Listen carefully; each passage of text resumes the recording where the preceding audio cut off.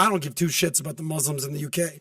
But a quick Google search will show you that Muslims' population will double by 2030, apparently, and go from 6.3% to 17% by 2050. This is Google, Katie. I don't care. Do celebrities have a different set of rules of when they talk, we accept what they say?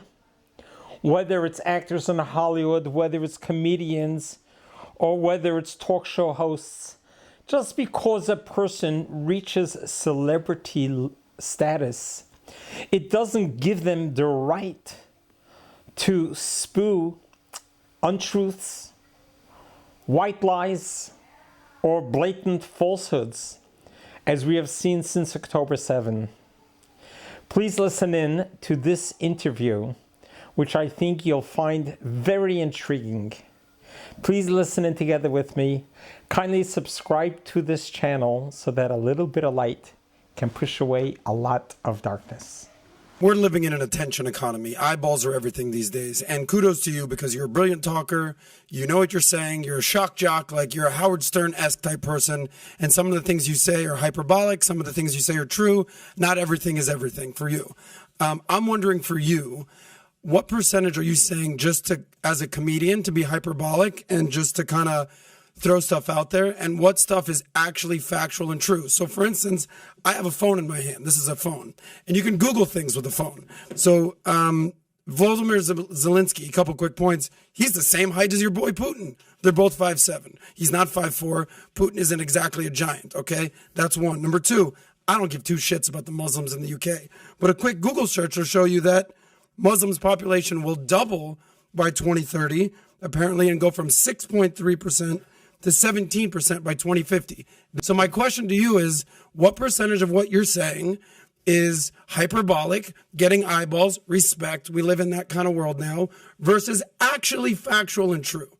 Okay, let's go from the start there. You showing me what a phone is and saying this is a phone, that isn't really the way to start an argument, because that's to assert that I'm stupid and don't know what a phone is. You then talk about Zelensky's height as if that's a fact because you read it. And that's a misinterpretation of itself, isn't it? Because just because you read it on Google doesn't make it true, my flower pot, does it? And then you also talk about the fact this old statistic, Muslims 6%. Walk with me, my flower. Walk with me through London, through Leicester, through Birmingham, through Bradford, and walk with me through Minneapolis, because you can call it 6% if you make that disparate in a population. But in the cities where they cluster together, you will find they have the majority. It's why they have the power. It's why we have a Muslim mayor. It's why we have a Muslim housing association. It's why we have a Muslim police association. And it's why we have Sharia law in most of our cities. And finally, you managed to find a picture of a police officer with a weapon. Well done, darling. Have a gold star and do some more Googling. Maybe you could watch some Cartoon Network while we adults talk. Of course, there are armed response officers. I said that as part of my answer. But most police officers on the streets of the UK are not armed. Is that okay for you? Yes, my little flower pot. So here's the deal. I led off with Wait a minute. Hold on. You've managed... Wait. This is totally breaking. Wait, you need to stop the business. Stop valuetainment, because seriously, what he's done, he's Googled police officers and they're holding weapons, which must make him right and me wrong. I literally came here to talk out my arse, but look what he's done, everybody. I think that deserves... Come on, join in. Number one, thank you, Tyler, for Googling it on your end. Well done. Katie. Well done. I appreciate, again, I'd let off with a compliment that you're a good talker and you get eyeballs. Congratulations, you're good at that. Part of the problem why you probably piss people off is you have major masculine energy. So respect to you. So I know you're saying you're married. I don't know about that. I know you're saying that you're a family woman. You could But Katie, how can we trust Google, Katie? Why don't you I'm using your words against you, beautiful. Listen, to pull your little winky. I will. And he can Google my husband. You probably have a bigger dick than me, Katie. I don't know. And I'm packing. That will become so it's okay. a fact. That will become a fact if you I guess so. It. Yeah, but I don't know if we can trust Google, darling. I don't know. So you're saying, I know, what was the point? The point is, I'm giving you a compliment. You're hyperbolic. You get eyeballs. Respect. I'm also saying not everything you spew out there is accurate. What was the compliment? that you get eyeballs and that you're a good talker. No, I think if you're around for 15 or so years in the media, it would be, if you were spewing nonsense, you'd be caught out quite a lot. No, you'd probably be cancelled everywhere. And then where were you cancelled again? I am literally cancelled from countries, my darling. Well, is that a good thing? Are you proud of that? I am actually, yes, I am. Well, then kudos to you, Katie. I'm proud You're of doing being what you want to do in life. I'm proud of being deported from Australia for going over there and calling out the tyranny of lockdowns. Respect. I'm proud of standing up for those people who had that done to them. And the Australians needed you? Like they needed Katie? No, and that's something I always make very... Are you even Australian? Are you even American? Which question do you want me to answer? Both the first, of those. The second, there was three actually. Are you questioning? So I am not American. I am not Australian. Okay. And I come over here because I'm a respectful foreigner and an outsider that cares about your country. So you're a globalist? No, I'm not a globalist. Oh, I don't know. Well, I'm just like, if you go and come to the United States and basically get involved in politics, or you go to Australia, get involved in politics. I'm not sure what you're doing. I'm not sure what you're doing. I'm asking you genuine questions. And C, I can't help but feel you're kind of angry, but I don't know why. Maybe I woke up on the wrong side of the bed today. Maybe I had a British girlfriend that you remind me of. I don't know. However, that's actually a true story. Yeah. And by the way, can we get him some Snickers bar or something? I'm okay. Someone get Adam a Snickers bar this morning. Yeah. I know that's a true story. Katie, I can feel that. Katie, here's what I genuinely believe. Here's what I genuinely believe. I'm not your old I don't girlfriend. believe me. I date a lot hotter chicks than you. But here's what I definitely believe. You actually are a person that knows what they're doing. You're not an idiot. You've been confronted before. You confront a lot of people. You anti-liberalist, anti-multicultural, anti-fat, anti-immigrant, anti-tattoos. Sorry to inform you, Vinny. She doesn't like you. You have tattoos. It's okay. So listen, Katie, you're Cry Me a River. She has a tattoo on her. Okay, there it is. Katie. She has a tattoo on her bum. Katie, I've taken a lot of heat before. I can take it. Are you saying that you can't take heat, Katie? You take heat all the time. You give heat. There's just a lot of noise coming off you. I stopped listening. Katie, I hear a lot of noise. You just sound a little more proper than me, Katie. But we're all just talking noise here. I think you're making a bit of a thing of yourself, sweetie. Just stop. I'm enjoying you, Katie. Carry on, Patrick. So if you like this clip and you want to watch another one, click right here. And if you want to watch the entire podcast, click right here. And this is a discussion that's worth talking about.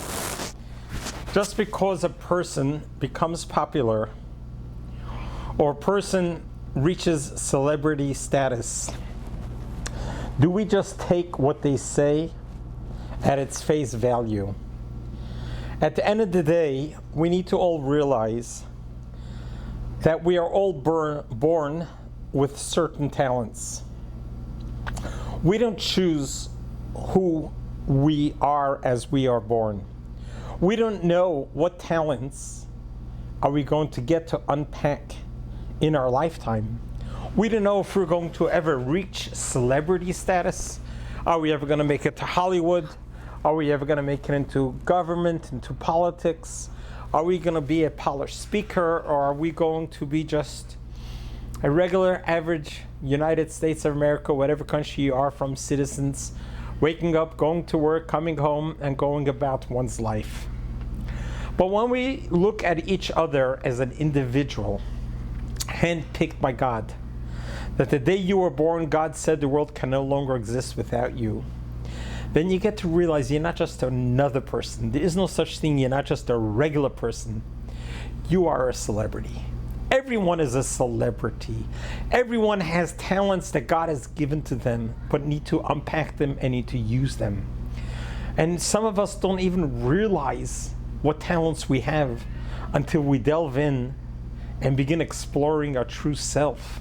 And then we'll be surprised to discover that God has given us talents that have been dormant for a long time, and now I need to put it to use. The point is that when we see a celebrity, it's not just about their external looks, but it's also about their internal soul. And at times, the extremities seem to cover up the soul that's within us.